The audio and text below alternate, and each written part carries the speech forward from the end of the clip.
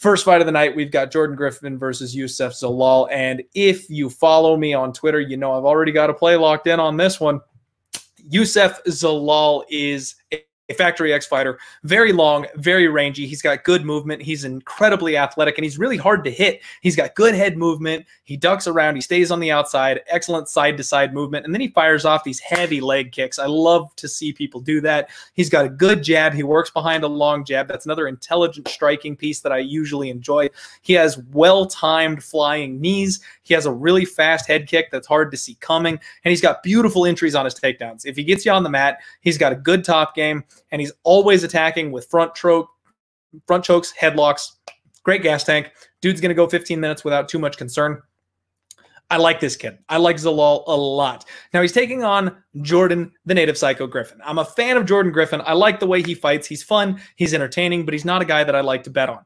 So Jordan Griffin fights out of Rufus Sport, and he's one of these guys that loses until he wins. He's training with guys like Pettis, GM3. It kind of seems like they're taking a little bit of a step back, a bit of a skid. They're not really innovating like they used to back in the day. He is a finisher, though. He's got a sick submission game, and if he catches you, you're in serious trouble. He will dive on stuff. He's got a decent gas tank, but he's making a really quick turnaround here. He was supposed to fight on the 613 card versus Minner, and that fight dropped out when Minner had to pull. So unfortunately, this is going to be a bit of a quick turnaround. As we know with these athletes, they try to peak. So he was in his weight cut. He was ready to go. He was ready to fight, and then his opponent pulls out. Nothing happens.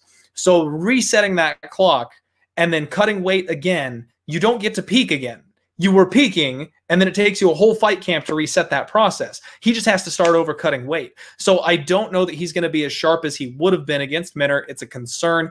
He does come in attacking and blitz, but he drops his hands. He's extremely hittable, and he plays off his back too much. So all things said, I'm going to go ahead and take a shot here with Youssef Zalal. So Youssef Zalal has been bet down to being an even money underdog or a pick'em. I like to use bestfightodds.com. You can see all the major sports books and things like that out there to get your lines here. I got in early, and luckily my guy that I use had a good line for me, and I got Zalal at plus 115. I told everybody, if you could get plus 110, plus 105, even money, I love it. I think he should be a bigger favorite, and I think he wins this fight. I think that Jordan Griffin is a guy that has to catch you, has to finish you. If he doesn't do that, he's probably not going to win a 15-minute decision. And as long as Zalal stays defensively sound, he's going to be able to bounce around, keep the range, attack the legs. He's going to score better, and he's a decent wrestler as well. So as long as he can stay safe if this thing hits the mat, he should win this fight. Stank. Thank you, my friend, for bringing that up. On Twitter, I'm at Die Hard MMA Pod. If you search for the Die Hard MMA Podcast on Instagram or on YouTube, you'll find me at those places as well. I have a Facebook page. I know it's outdated, but what the hell, right? I figured I'd throw it in. Thank you, my friend. I appreciate it. Grateful Dead's all going to take him down. Very true, and I think he can grind him and stay on top. Anton agreeing with me here, liking Zalal. My boy Boston Nick in the house. What's up, buddy? If you don't know, we go live with a round table, Jimmy the Bag, Boston Nick, my boy Mo Scream, and we break all these fights down so that way you're not just getting my opinion and I get to argue and fight and bust balls with my boys. It's a fun time. We do that show on Tuesday. Make sure you tune in. What is up, 100 Peak Team? Thank you very much, my friend. I appreciate that. Real quick, I've got to give a random shout out to my boy CEO Bombshell.